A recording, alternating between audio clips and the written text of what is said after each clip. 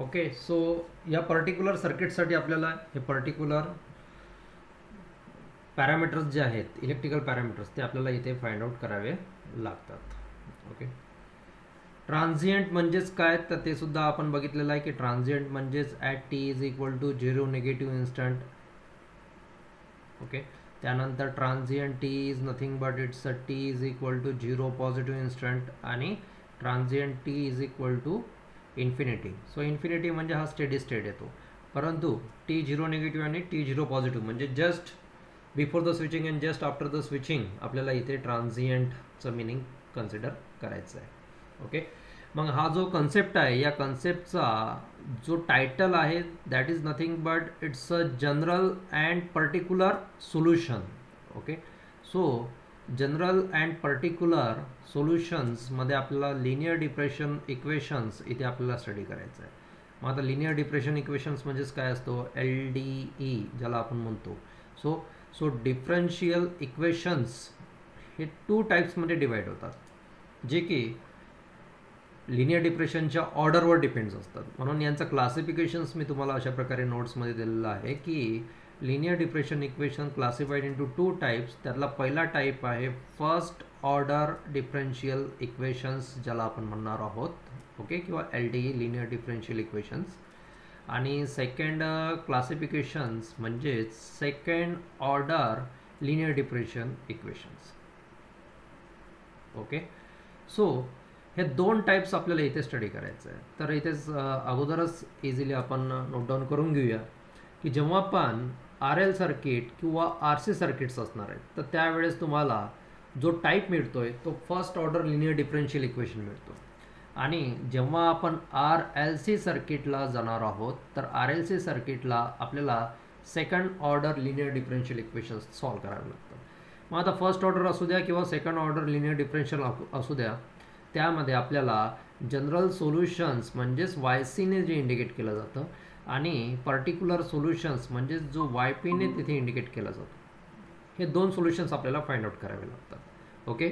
Similarly second ऑर्डरमध्ये सुद्धा general solutions आणि पर्टिक्युलर सोल्युशन्स आपल्याला फाइंड आउट करावे लागतात. ओके. सो अशा प्रकारे आपल्याला हे 2 सोल्युशन्स इथे फाइंड आउट करायचे असते. म्हणजेच काय की आपणच क्वेश्चन तयार करतो आणि आपणच त्याचं सोल्युशन इथे काढत असतो. That is nothing but differential equations. Okay. So तो आपण इथे 1 बाय 1 बघूया की कशा प्रकारे आपल्याला तो सॉल्व करायचा. स्क्रीन हां शेअरिंग केलेली नसेल. Just a minute. हां. ओके. आता बघा विजिबल आहे का?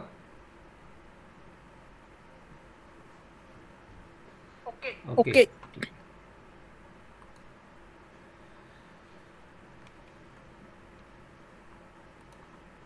तर क्लासिफिकेशन्स आपण इथे बघितलं होतं. तर क्लासिफिकेशनचे नोट्स शेअर केलेले आहे.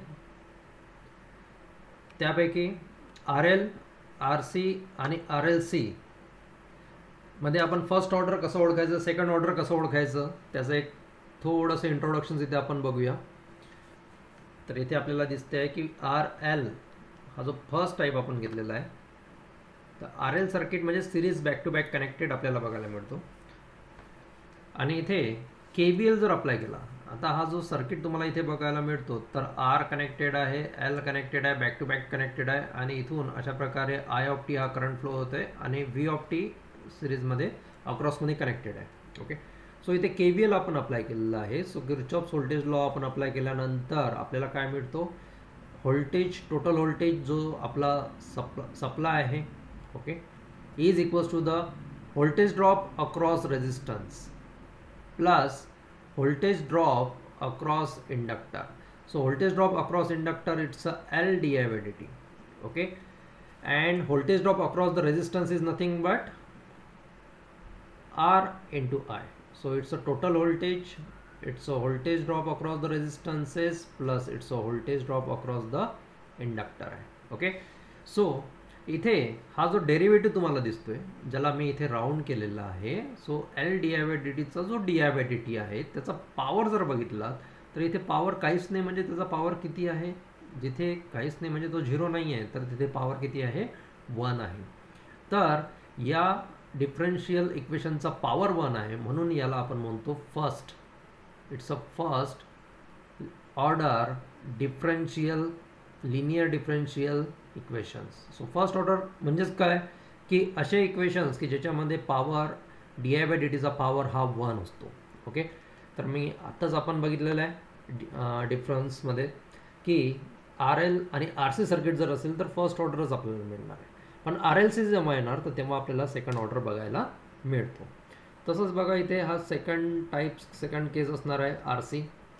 सो आर आणि C back to back connected आपल्याला इथे बघायला मिळतात.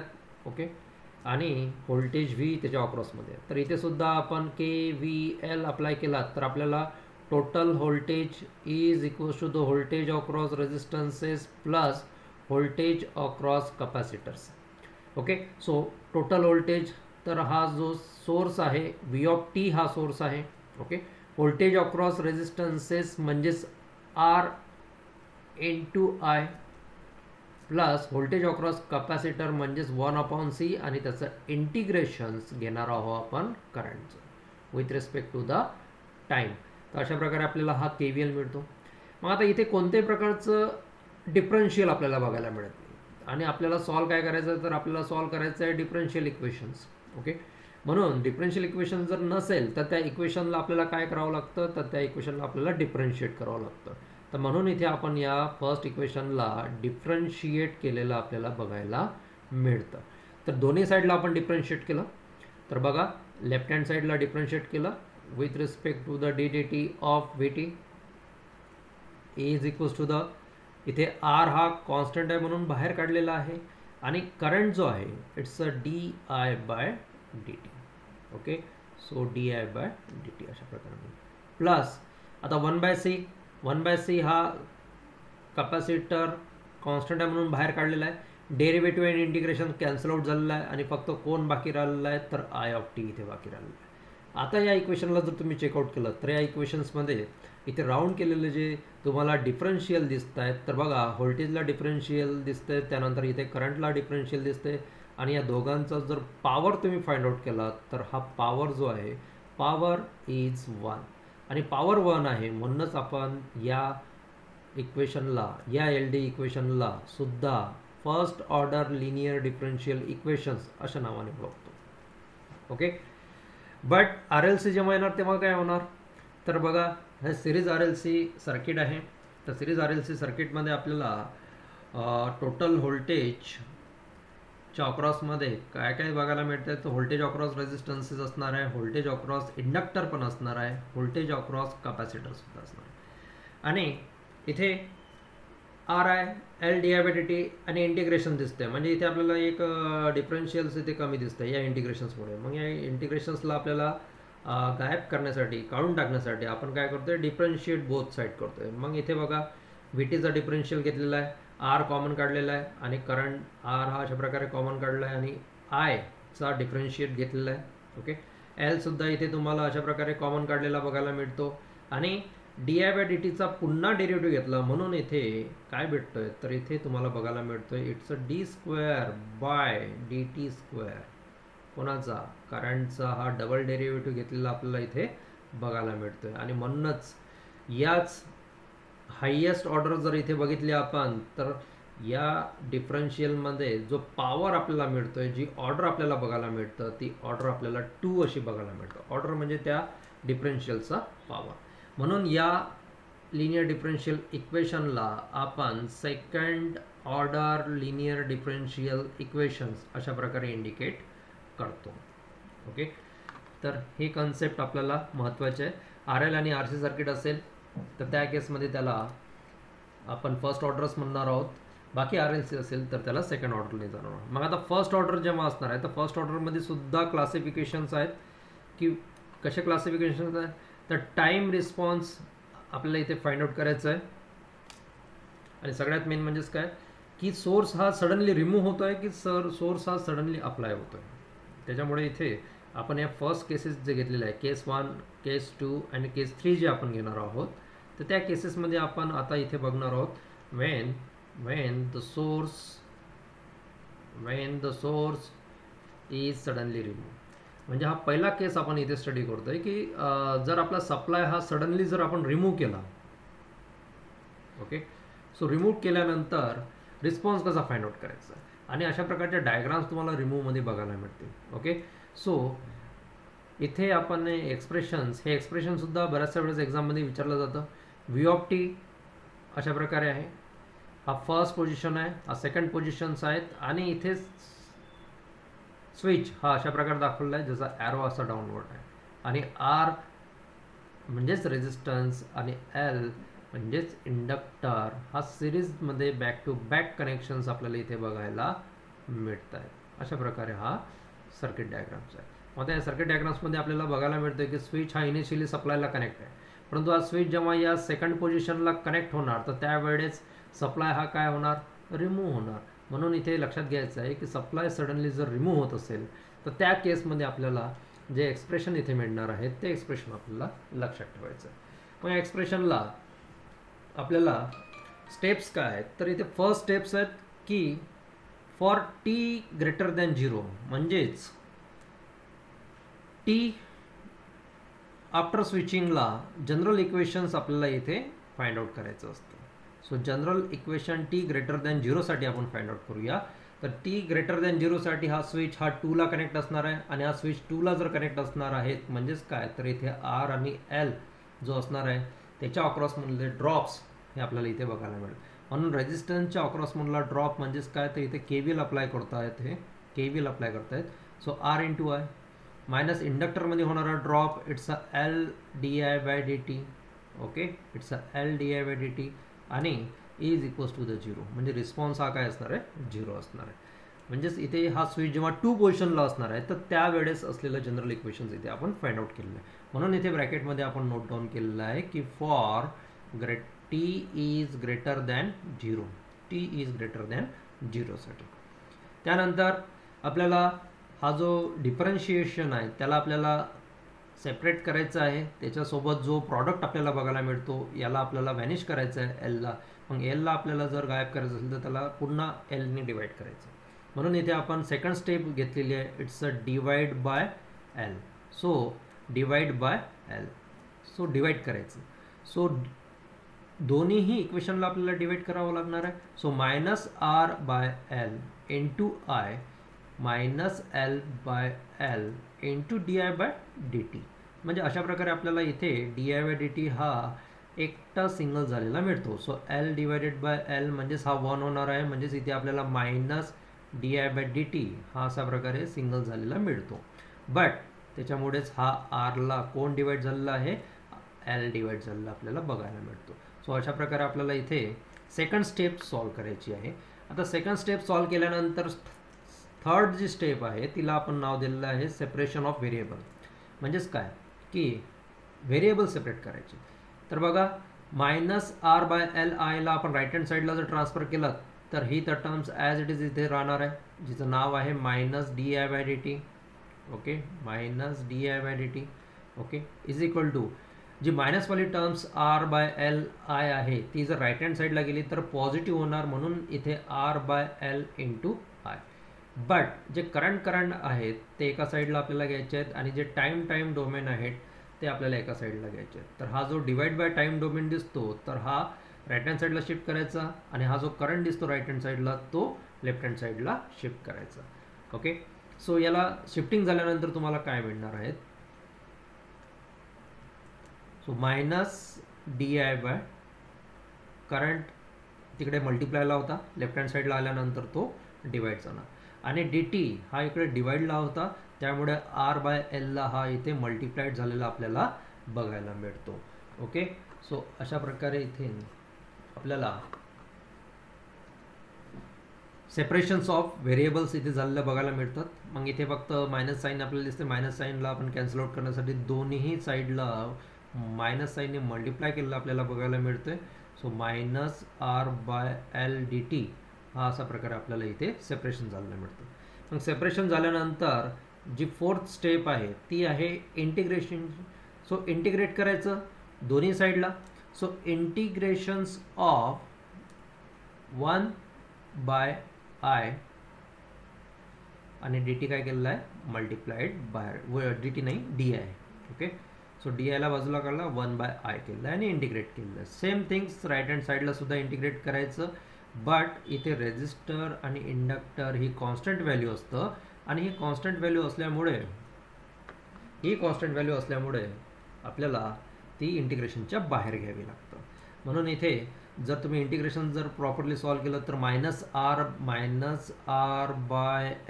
हा बाहेर निघून जाणार. इंटिग्रेशन्स अँड डेरिव्हेशन कॅन्सल आउट होणार आणि t ॲज इट इज इथे राहणार. So r/l t plus integration constant इथे येतो, that is the k value. Okay.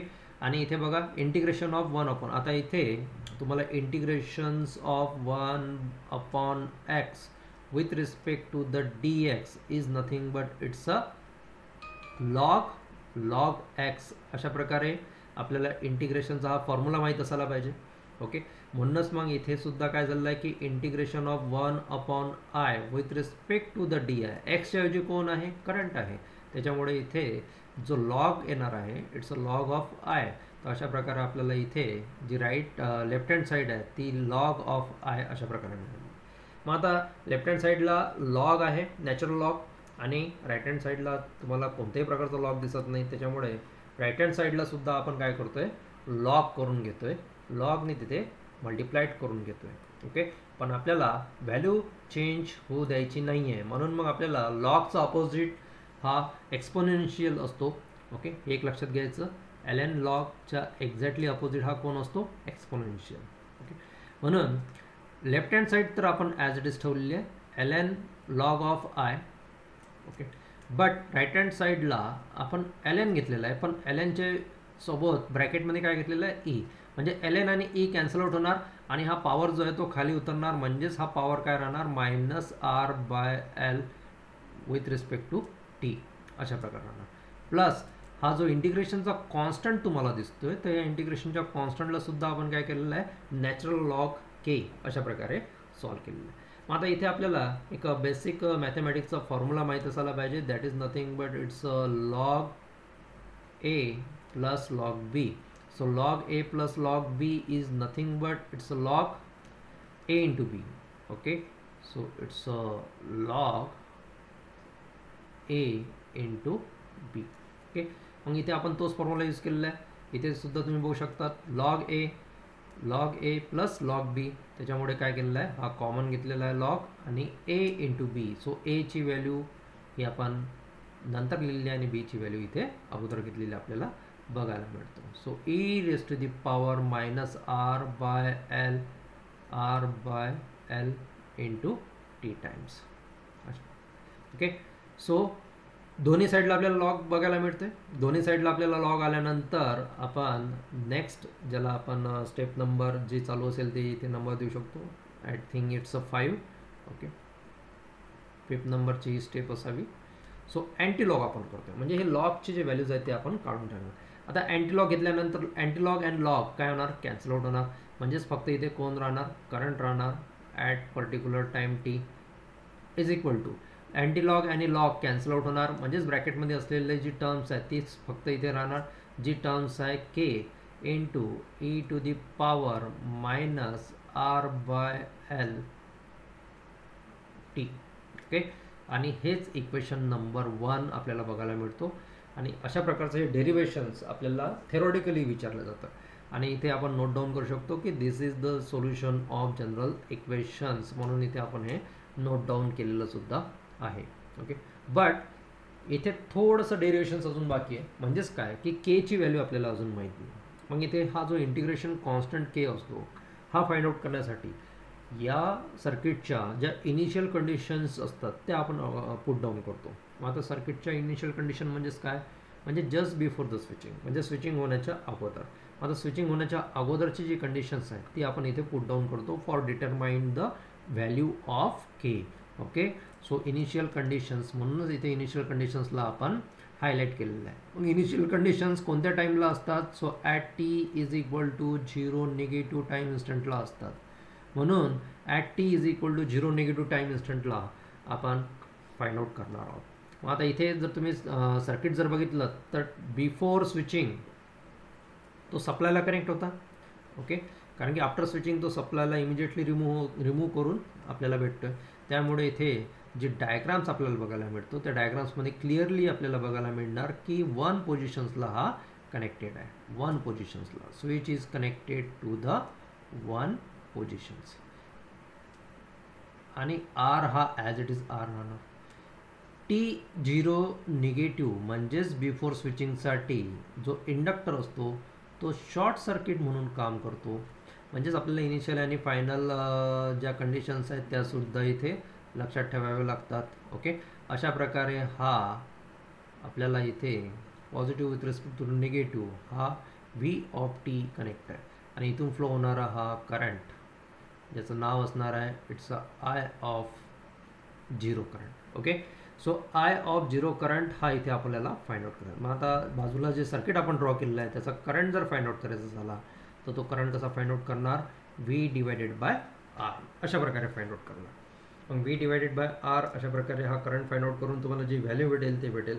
आणि त्यातच आपल्याला इनिशियल अँड फायनल कंडिशन्स थेरमसुद्धा माहीत आहे ज्याच्यामध्ये आपल्याला सांगण्यात आलेलं होतं की current flowing through the inductor just before the switching is exactly equals to the current flowing through the inductor just after the switching. म्हणजे स्विचिंगच्या आफ्टर आणि स्विचिंगच्या बिफोर इंडक्टरमध्ये असलेला करंट हा सेम असतो. म्हणून या दोन्ही केससाठी आपण व्ही बाय आर ही जी व्हॅल्यू आलेली आहे ही व्हॅल्यूज आपण ॲज इट इज यूज करू शकतो. आता ही जी व्हॅल्यू आपल्याला भेटलेली आहे ही व्हॅल्यू आता आपण जे बिफोर इक्वेशन्स इथे काढलेलं आहे ओके, ज्याला आपण काय इक्वेशन कोणतं इक्वेशन म्हटलेलं आहे, equation number 1 I of T K E raise to the power minus R by L. तर या इक्वेशन्समध्ये आपल्याला ह्या टीच्या व्हॅल्यूज इनिशियल व्हॅल्यूज ज्या आहेत इनिशियल कंडिशन्स ज्या आहेत त्या आपल्याला पुट डाऊन करायच्या आहेत. आता इनिशियल कंडिशन्स कशा पुट डाऊन करायच्या आहेत त्या इथे बघूया. आता इथे क्लिअरली आपल्याला मेन्शन केलेलं आहे. ओके, तर खूप शॉर्टमध्ये आपण हे डेरिव्हेशन्स नोट डाऊन केलेलं आहे.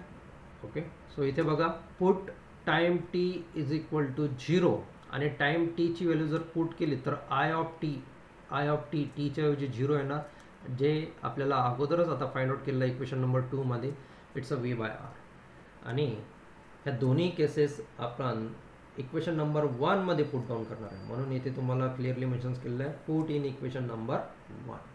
सो इक्वेशन नंबर 1 हे आपल्याला अशा प्रकारे आहेत I of T K times of E raise to the power minus R by L with respect to the T. मग मला सांगा आता की टीची व्हॅल्यू जर इथे 0 पुट केली आणि तेच टीची व्हॅल्यू जर इथे सुद्धा 0 म्हणून पुट केली तर ऑब्वियसली आपल्याला काय मिळणार आहे की ईचा पॉवर जो असणार आहे तो 0 होणार.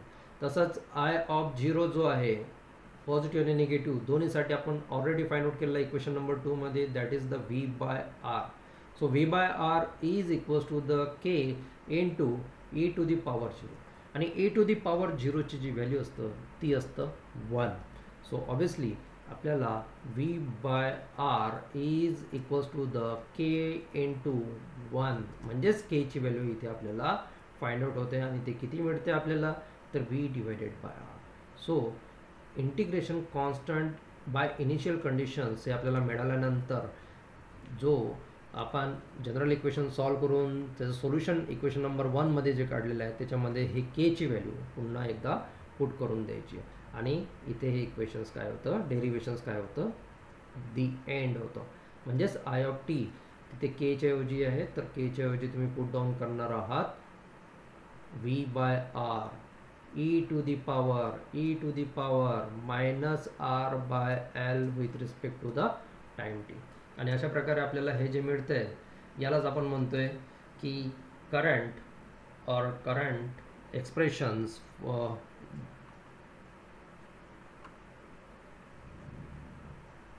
Removal of the supply.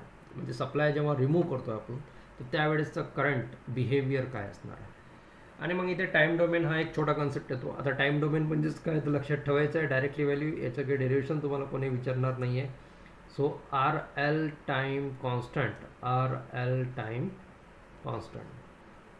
So R L time कॉन्स्टंटमध्ये जो टोची व्हॅल्यू असतं ती टोची व्हॅल्यू किती असतं सो ती टोची व्हॅल्यू असतं एल डिवायडेड बाय आर टोची व्हॅल्यू. मग आता एल डिवायडेड बाय आर ही टोची व्हॅल्यू जर आपण या इक्वेशनमध्ये जे आता आपण फाइंड आउट केलेलं आहे त्या इक्वेशनमध्ये जर पुट डाऊन केलं तर इथे तुम्हाला लगेच दिसते की R/L टोची व्हॅल्यू L/R म्हणून पुट करायची आहे, म्हणजेच 1/2 असा प्रकारे.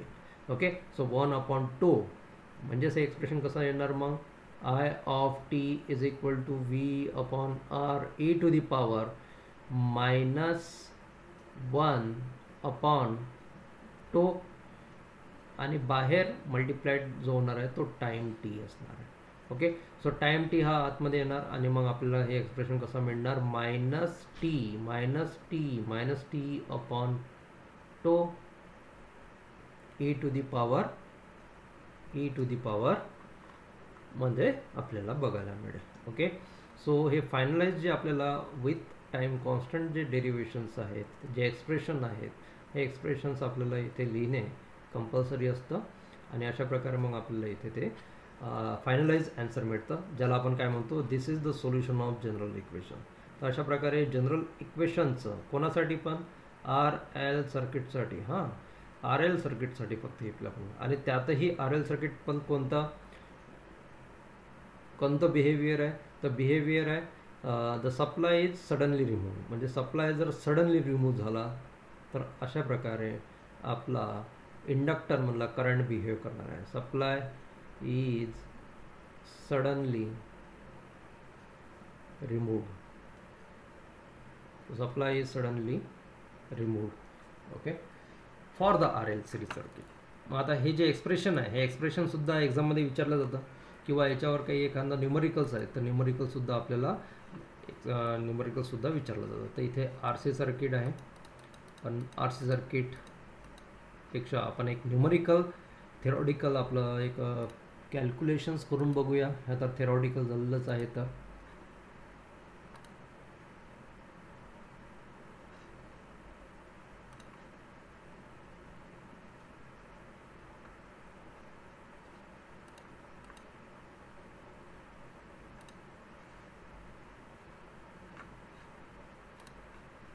ठीक आहे, याच्याच बॉटम साईडला आपण सॉल्व करून बघू.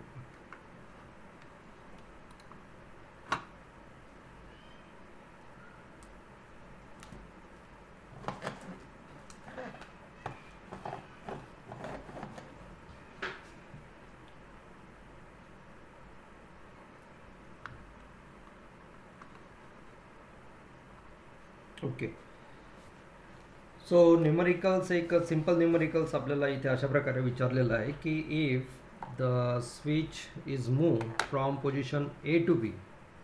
ओके, सो इथे नोट डाऊन करूया. If switch is move, if the switch is move from A to B, म्हणजे A पोजिशन्स आणि B पोजिशन्स इथे तुम्हाला नेटवर्कमध्ये दाखवलेलं आहे. Okay, at time t is equal to 0.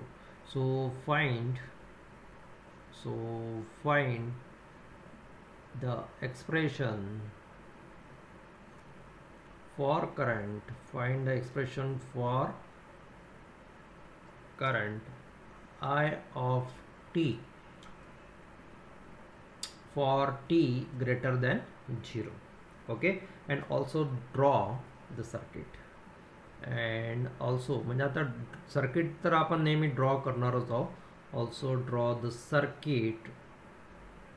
Okay, for t is equal t greater than 0 साठी असं त्यांना सांगायचं. ओके, आणि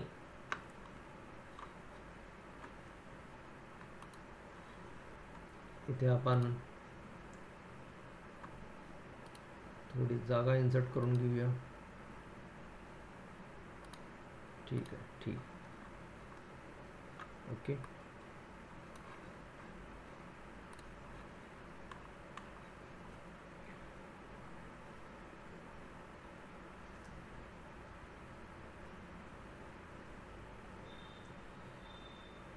ओके, 10 व्होल्ट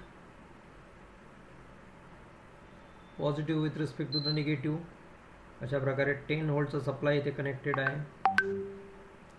हा A पोजिशन्स आहे, इथे B पोजिशन्स आपल्याला कनेक्टेड आहे आणि या बी पोझिशनच्याच खाली इथे एक रेझिस्टन्स आपल्याला कनेक्ट केलेला बघायला मिळतो. ओके, आणि हा जो स्विच आहे हा अशा प्रकारे इन बिटवीन मध्ये दाखवलेला असतो.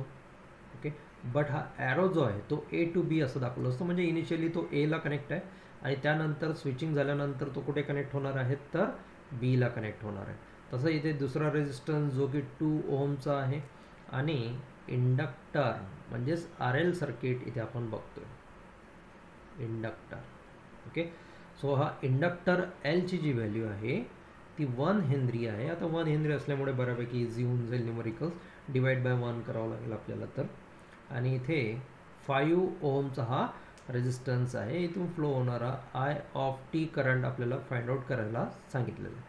म्हणजेच काय दिसतंय की इनिशियली ए पोझिशनला कनेक्ट आहे. आता ए पोझिशनला कनेक्ट असेल म्हणजेच तो 10 व्होल्ट सप्लायला कनेक्टेड आहे. ओके, आणि त्यानंतर स्विचिंग झाल्यानंतर तो बीला कनेक्ट होतोय, म्हणजेच काय की सप्लाय इमिजिएटली रिमूव्ह होते. म्हणजेच इथे आपल्या स्टुडंटला इथे हे समजायला पाहिजे की ही जी डायग्राम्स आहे या डायग्राम्सवरून आपल्याला समजायला पाहिजे की हा सडनली रिमूव्ह होणारा सप्लाय आहे आणि त्या केसेसमध्ये आपल्याला त्या अकॉर्डिंगली आपल्याला इथे स्टेप्स फॉलो कराव्या लागतील.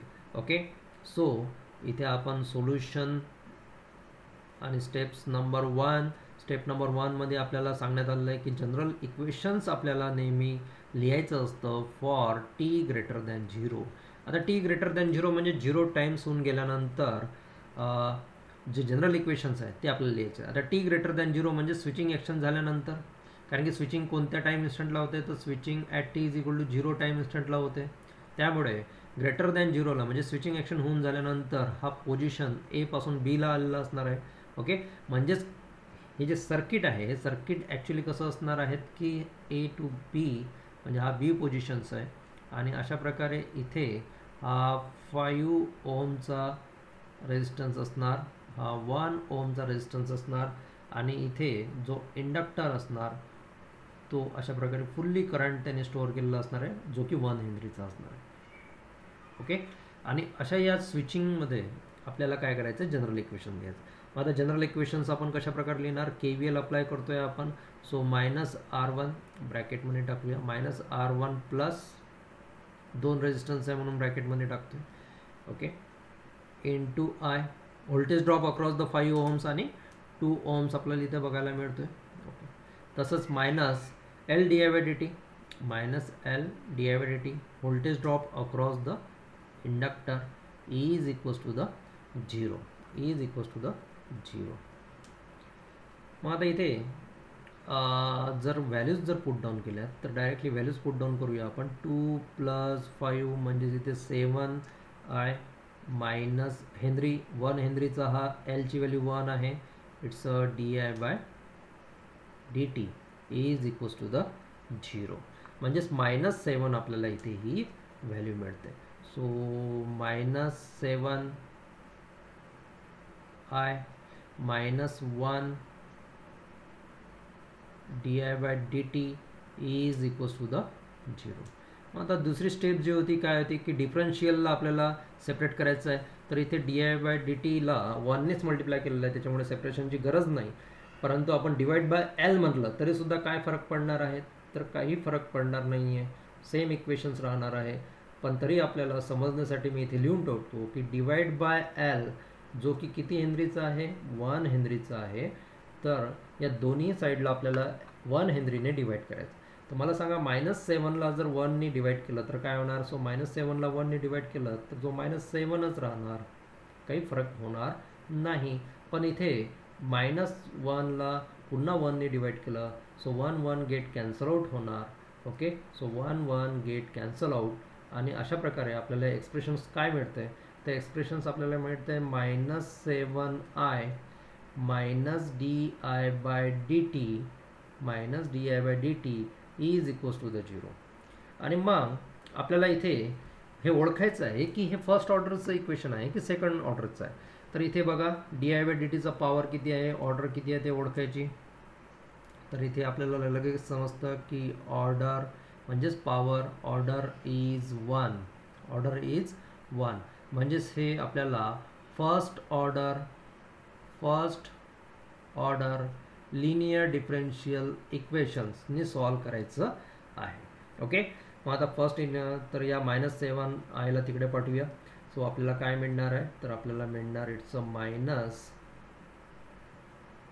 di/dt is equals to the -7 आहे हा राईट हँड साईडला गेल्यानंतर पॉझिटिव्ह होणार, 7i अशा प्रकारे राहणार. ओके, आणि मग आपल्याला इथे separations variable, separate the variable, that is the step number 3. Okay, so separate variable. मग व्हेरिएबल कोणते आहेत, तर इथे हा जो dt तुम्हाला दिसतोय, या dt ला टाईमवाले एका साईडला, त्यानंतर इथे हा जो 7ला i करंट जो आहे तो करंट एका साईडला, लेफ्ट हँड साईडला. म्हणजे आपल्याला काय मिळणार, it's a -di divided by i is equal to dt हा डिवाइडला आहे आणि राईट हँड साईडला गेल्यानंतर तो काय करणार, मल्टिप्लाय करणार. Okay, so -di/i is equal to 7dt असं आपल्याला मिळणार. त्यानंतरची जी स्टेप्स आहे 4 नंबर, that is nothing but the integrations. Okay, so integrations both side, integrations both side. So integration जर केलं तर आपल्याला काय मिळतंय, सो इंटिग्रेशन्स ऑफ 1/i किंवा -1/i त्याला आपण म्हणू शकतो.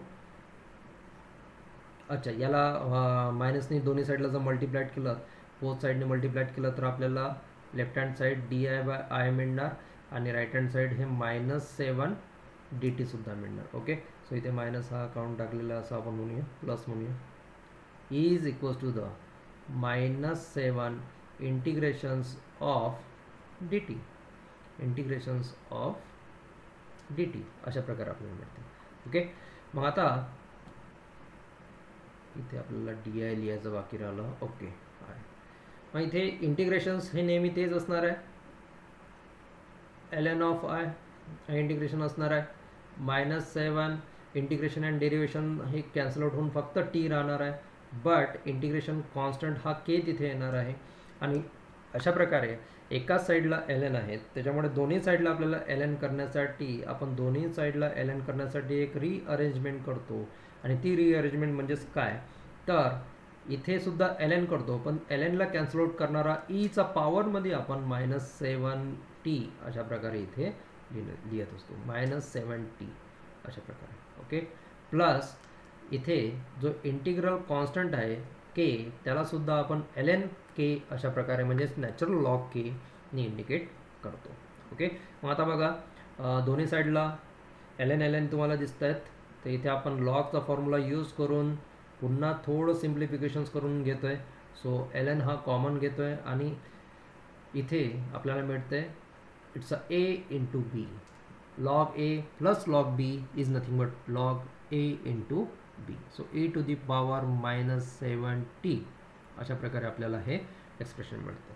तर इथे दोन्ही साईडला नॅचरल लॉग आहे, म्हणून आपली जी नेक्स्ट स्टेप इथे येणार आहे, that is the step number 5. त्याला आपण म्हणणार आहोत taking antilog both side. So taking antilog. Okay, just a minute, what happen. Okay,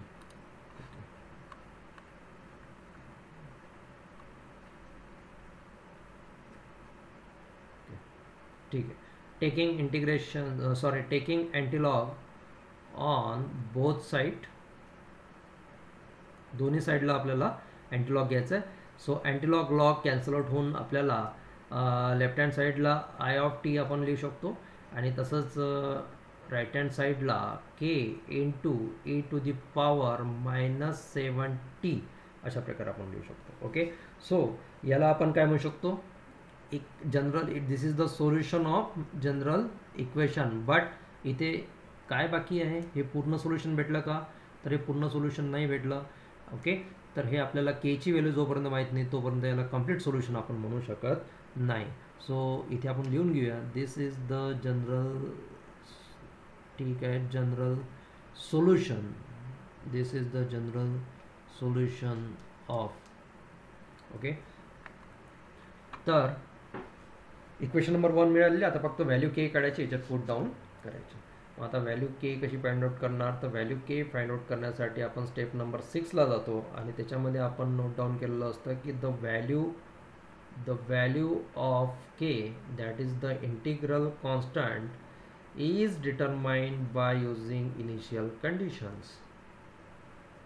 म्हणजेच काय की इनिशियल कंडिशन्स आपण यूज करून या के ची व्हॅल्यूज फाइंड आउट करू शकतो. इनिशियल कंडिशन्स कोणत्या असतात, तर at T is equals to the 0 negative. आता 0 निगेटिव्हसाठीच आपल्याला इथे डायग्रामसुद्धा ड्रॉ करावी लागणार आणि डायग्राम जर आपण 0 निगेटिव्ह इन्स्टंटसाठी जर काढली ड्रॉ करायला, तर ती अशा प्रकारे आपल्याला मिळणार. अशा प्रकारे हा 10 व्होल्टचा सप्लाय आहे.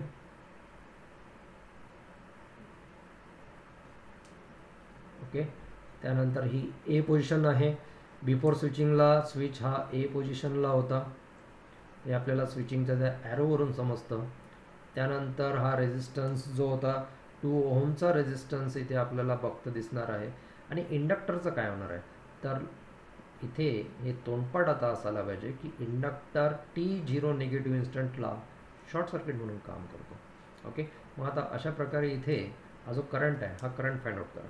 आता करंटसाठी आपल्याला काय करावं लागणार, करंट ॲट टी, पण टीची व्हॅल्यू किती आहे, 0 negative. So current is nothing but voltage divided by resistance. So इथे 10 व्होल्ट डिवायडेड बाय 2 ओहमचा रेझिस्टन्स, म्हणजेच इथे आपल्याला 5 ॲम्पियर असा हा करंट मिळतो. बट आपल्याला इनिशियल अँड फायनल कंडिशननं सांगितलेलं आहे की इंडक्टरमध्ये असलेला बिफोर स्विचिंगचा करंट आणि आफ्टर स्विचिंगचा करंट हा नेहमी काय असतो, सेम असतो. नेहमी हा सेम असतो.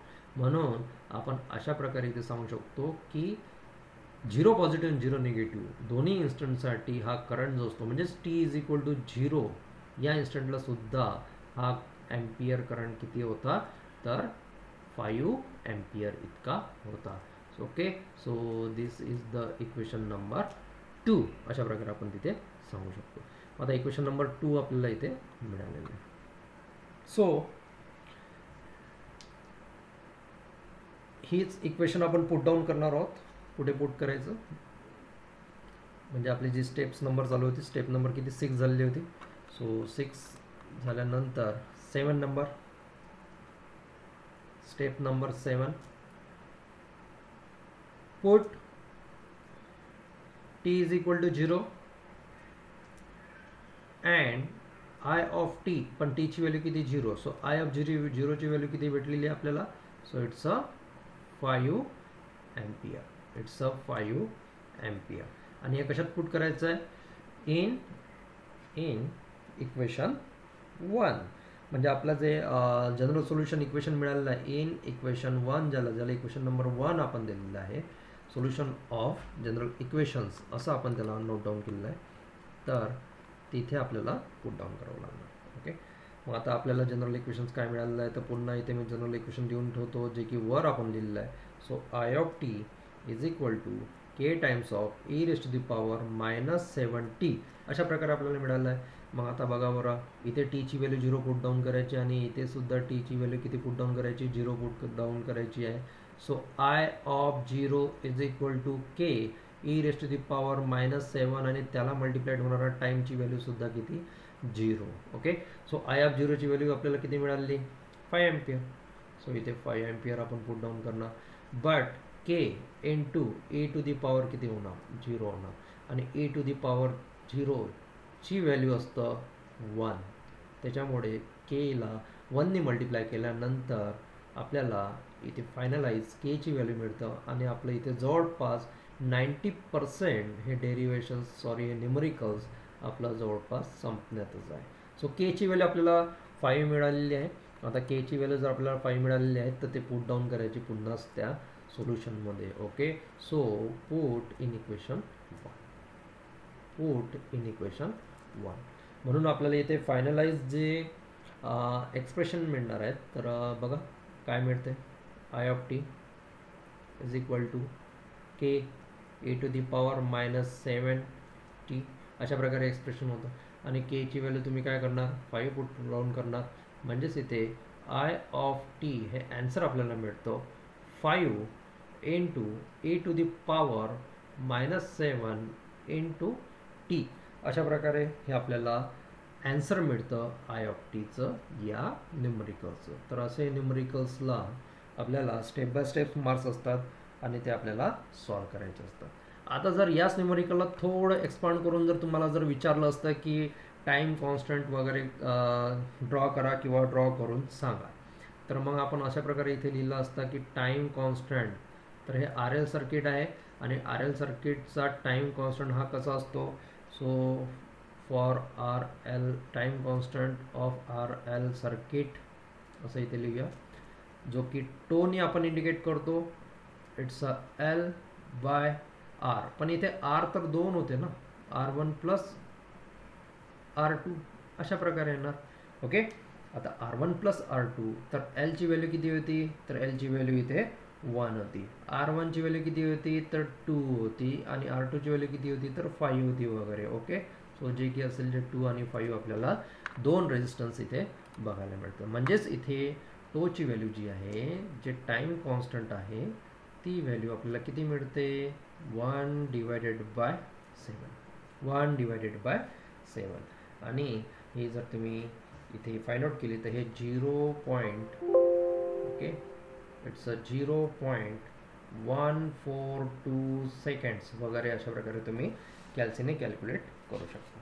तर अशा प्रकारे टाईम कॉन्स्टंट जर त्यांनी काढायला सांगितलं तर टाईम कॉन्स्टंटची व्हॅल्यूसुद्धा आपल्याला तिथे फाइंड आउट करता येते. ओके, सो अशा प्रकारे हे आर एल सर्किट तुम्हाला समजलेले असतील.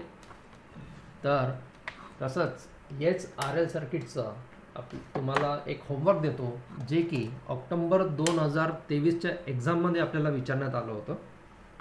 ओके, तर इथेच खाली होमवर्क म्हणून नोट डाऊन करा आणि या होमवर्कला इथे रिमार्क देऊया, SW होमवर्क, जे की ऑक्टोबर मागच्याच एक्झाममध्ये ऑक्टोबर-नोव्हेंबर ज्याला आपण म्हणूया, ऑक्टोबर-नोव्हेंबर दिवाळीची एक्झाम्स, विंटर एक्झाम 2023ला NA नेटवर्क ॲनालिसिस एंड सेमला विचारण्यात आलं होतं. क्वेश्चन पेपर तुमच्याकडे जर असेल तर क्वेश्चन नंबर 1चा हा सी बीट होता. क्वेश्चन नंबर 1चा सी बीट होता आणि इथे आपल्याला सांगण्यात आलं होतं की for given network steady state is achieved. Okay, steady state not a state, steady state is achieved with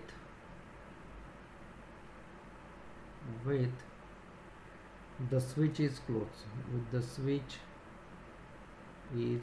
म्हणजे स्विच हा क्लोज झाला तर स्टेडी स्टेट कंडिशन्स इथे अचीव्ड होतं.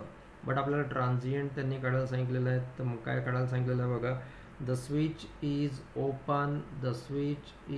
Open at T is equal to 0 conditions. आणि तिसऱ्या लाईनमध्ये त्यांनी आपल्याला सगळ्यात महत्त्वाचं सांगितलेलं आहे की